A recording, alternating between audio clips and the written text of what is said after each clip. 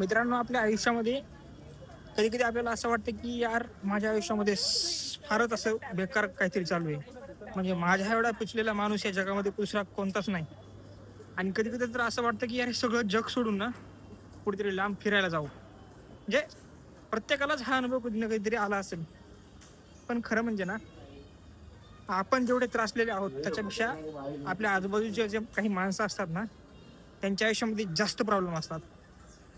आणि तुम्हाला जेव्हा कधी असं वाटेल ना की बाबा मी फारच त्रासलेलो आहे किंवा मला आता काय करावं काय समजत नाही, माझं सगळं मनाच्या विरोधातच होतंय, कसं जगू काय करू, तर तुम्हाला एक पुस्तक सुचवतो. देवा झिंजाड यांनी लिहिलेलं पुस्तक आहे. पुस्तकाचं नाव आहे एक भाकर तीन चुली. त्या पुस्तकामध्ये देवा झिंजाड यांनी स्वतःची, त्याचबरोबर त्यांची आई पारू यांची कथा सांगितलेली आहे, त्यांची स्ट्रगल सांगितलेली आहे.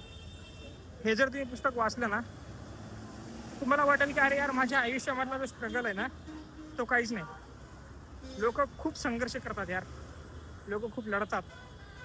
आणि नंतर भविष्यामध्ये त्यांचं जे आयुष्य आहे ते फार सुखकर होतं. देवा हिंगड यांची एक भाकर तीन चुली कादंबरी वाचा, तेव्हा कळेल की आपण किती सुखात आहे.